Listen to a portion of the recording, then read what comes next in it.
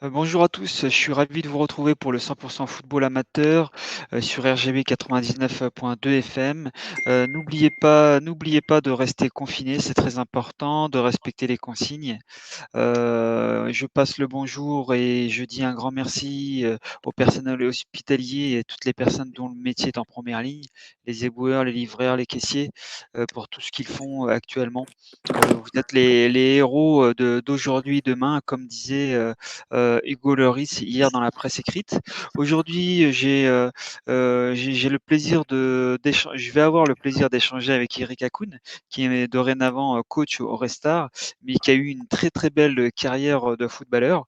Il va nous en parler plus en détail et il a été également, coach, dans le Val d'Oise donc ça va être un grand plaisir de pouvoir, discuter avec lui. Hop. Bonjour Eric, comment vas-tu? Bonjour Farid, je vais bien, impeccable, merci. Impeccable. Heu et pendant cette période de confinement, comment toi tu la gères? Étant donné que, tu as été footballeur professionnel, maintenant tu es coach, est-ce que tu tournes pas trop en rond? Oui, bah, comme ça nous tombe dessus, on n'a pas trop l'habitude, donc bah, on essaye d'innover. Donc oui, chaque jour ou un jour sur deux, on essaye de faire un petit peu de sport, donc soit par une petite sortie, par un footing, ou éventuellement le jour d'après avec des exercices à la maison. Voilà, on essaye de mettre un peu de variante. Et puis bah, après, on est constamment sur les ordis avec les visioconférences entre les échanges. Pour déjà savoir, et c'était un peu l'ordre du jour ces derniers temps sur la fin de saison, qu'est-ce qu'il en était. Après, il fallait commencer un petit peu à avoir les joueurs pour faire le point sur ceux qu'on allait conserver, pas conserver, échanger avec eux, faire le point sur leur saison, etc. Puis là, après, s'attaquer aussi au recrutement, parce qu'il faut quand même anticiper sur la saison d'après. Et alors après, quand est-ce qu'elle recommencera, ça, on ne sait pas. Quand est-ce qu'on pourra retourner sur le terrain, on ne sait pas. Donc on est un peu dans le flou. Donc voilà, on s'adapte, on s'adapte. Et toi maintenant qui es, dans le club du Restart, comment vous êtes organisé? Est-ce que tu as un point, quotidien avec le staff technique, avec, messieurs Robert Bordeaux ou c'est un point hebdomadaire? Non, le seul point qu'on a quasiment tous les jours, c'est avec le staff et de l'association de l'équipe R1. Après, Sébastien, lui, fait le tampon avec le staff pro, qui est Vincent Bordeaux. Donc voilà, après, nous, on est essentiellement sur ce qui compose le staff R1 et puis par rapport à la R1 et la D1. Voilà, parce qu'il y a deux équipes dans l'association en senior, il y a deux équipes. Plus la U20 aussi, puisque Tout à fait. Bertrand, l'entraîneur des U20, fait partie entre guillemets, du staff senior. Donc voilà. Donc, Eric, avant donc de continuer de parler de l'actualité, sportive, actuelle, on va s'attarder quand même sur ta longue et belle carrière, hein. Tu es dans le football depuis 30 ans. Est-ce que, voire plus, hein, et Mhm. n'hésite pas à me reprendre là-dessus. Est-ce que tu peux quand même, nous rappeler les clubs dans lesquels tu as pu jouer et puis après on en discutera plus en détail?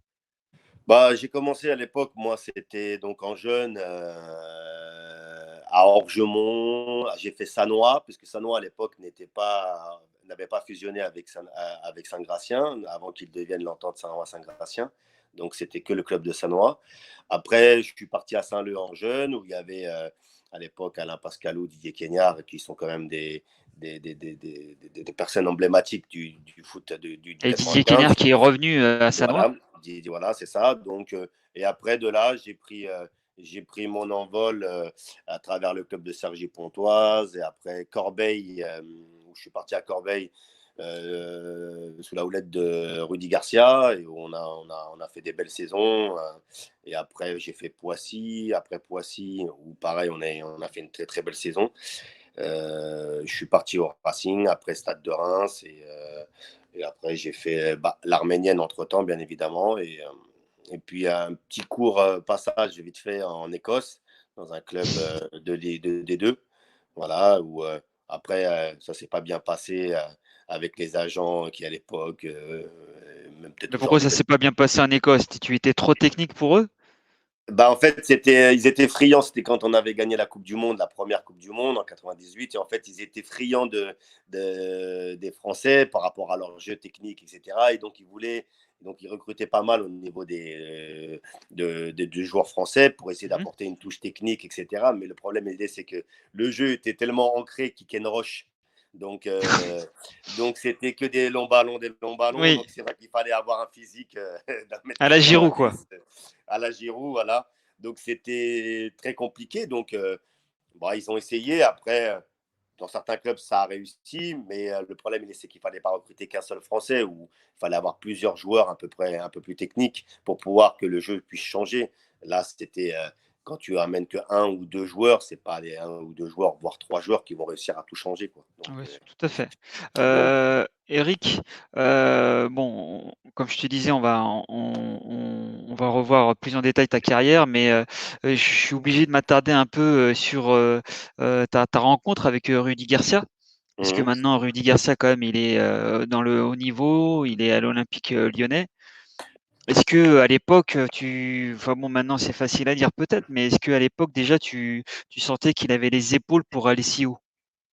Oui, ça a toujours été un.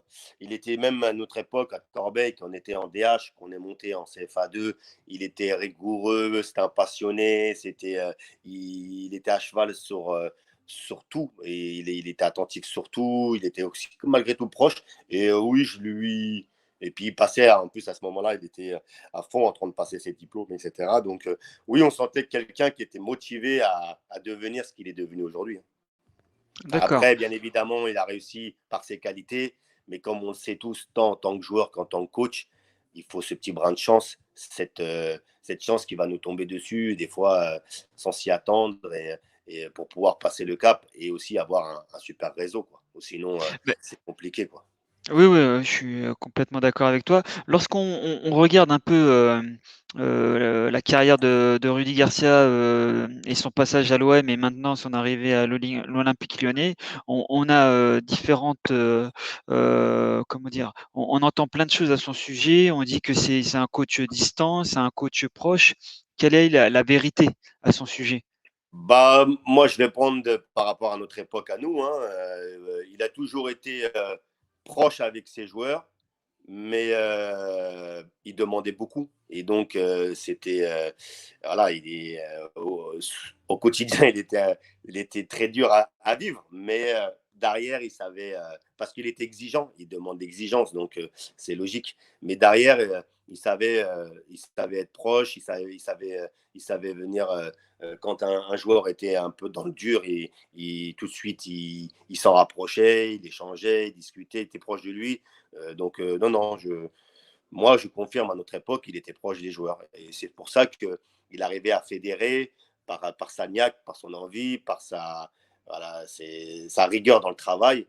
Et c'est ce qui faisait que ces équipes, très souvent, arrivent à avoir des résultats. Donc par rapport à ta nouvelle carrière, hein, on va essayer vraiment Oui, oui, bien sûr. de descendre ta carrière de joueur et de coach. Est-ce que par exemple, Rudy Garcia, tu te sers un peu du management de Rudy Garcia de l'époque, dans ton groupe actuel, au Restart? En fait, je me sers. Alors moi, j'ai eu cette chance et je me sers un peu de tout le monde parce que j'ai eu à Alès, j'ai eu Jackie Novi, international équipe de France. J'ai eu Jean-Marie Lamisac qui était responsable des éducateurs de France au Racing. Au Stade de Reims, j'ai eu Manuel Abreu. À Saint-Ouen-le-Monde, même à l'époque à Saint-Ouen-le-Monde qui était en DH, j'avais Eric Renault qui a été quand même professionnel au PSG. J'ai eu avec Rudy, donc, qui avait aussi fait une belle carrière. En fait, j'ai eu la chance de côtoyer et d'avoir Patrice Ferry, qui aujourd'hui commande sur Bein, que j'ai eu aussi à Poissy. Tout à En fait. fait, à travers la chance que j'ai eue à travers tous ces coachs-là, c'est tous avec leur façon d'être et leur manière de coacher et leur manière de voir le football, j'ai appris un peu de tous, je prends un peu de tous et aujourd'hui, je ne vais pas dire que je fais plus du Rudy Garcia ou plus Oui, oui, du. bien sûr. Je fais du Eric Hakoun, mais avec toute cette expérience via tous ces coachs qui ont fait une très belle carrière, tant en tant que joueur qu'en tant que coach. Voilà. Et c'est vrai que par ton passé de buteur, hein, et de renard des surfaces, est-ce que tu vas être plus exigeant avec tes attaquants ou non, maintenant tu as vraiment une vision collective lorsque tu mènes tes entraînements? Non, on a une vision collective parce qu'on peut pas s'attarder que sur un poste Hmm. sous prétexte que moi j'ai été attaquant ou bah, j'ai été on va dire efficace. Non, je peux pas. On peut pas s'attarder que sur un poste. Après, on a déjà parlé. C'est un poste tellement rare que de trouver la perle rare que on peut pas s'y attarder. Après, il faut qu'on ait un ensemble. On veut que tous nos joueurs progressent, quel que soit leur poste, parce qu'on veut avoir de façon à avoir une équipe homogène et Ouais, mais est-ce que tu vas très donner des compétitive. tuyaux? Est-ce que tu vas Oui, oui, ça c'est sûr. C'est sûr qu'on va donner des tuyaux. Après, entre recevoir les tuyaux et pouvoir les appliquer, là encore, il y a un monde. C'est comme beaucoup veulent sont au niveau district. Ils s'imaginent pouvoir jouer en régional et comme ceux qui sont en régional s'imaginent pouvoir jouer en national. Comme ceux qui sont en national s'imaginent pouvoir jouer en pro. Alors oui, c'est facile quand on regarde à la télé, mais après, c'est tout autre chose quand on est sur un terrain de football. Donc, exactement, c'est vrai que exactement. les passations, il y en a qui arrivent, d'autres qui n'y arrivent pas. C'est comme ça, on a les capacités ou on ne l'a pas. Après, la force d'un joueur, c'est d'avoir cette réflexion, de se dire oui, bah voilà. Se Donc, remettre en question et c'est complètement, ouais. ça. Et nous ben, en tant que coach, c'est d'essayer de les faire, qu'ils prennent confiance en eux, qu'ils travaillent leurs gestes et qu'ils soient ben, effectivement le plus efficace possible en ce qui concerne le poste d'attaquant. Bon, après, Est-ce que dans ta carrière, Eric, l'apogée de ta carrière, ça a été le Stade de Reims ou ça a été ta pige en Écosse? non, moi, ma pige en Écosse, j'en ai pas. Ça a été une aparté. Ça m'a permis de voir un peu ce que c'était l'étranger, à l'étranger, comment ça se passait, la culture, le barrage de la langue. Ça m'a complété dans ma carrière de joueur. Mais là où où passé mes belles années, elles sont en France, elles sont dans des clubs comme le Racing, comme le Stade de Reims, comme à Alès, comme à Poissy, à l'Arménienne, quels que soient les niveaux. Voilà, et je suis content d'avoir fait ma carrière ici. Après, je pense que je l'ai mal géré parce que j'étais peut-être un peu immature.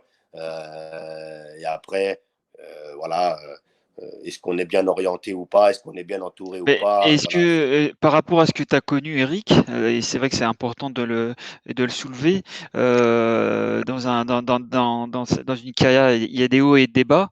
Est-ce que lorsque tu as l'occasion de parler avec un jeune, tu leur dis, tu leur donnes ces conseils, bien sûr, tu les accompagnes. Est-ce que tu leur dis même peut-être, parlez-en avec un agent parce que c'est important d'être bien accompagné dans une carrière.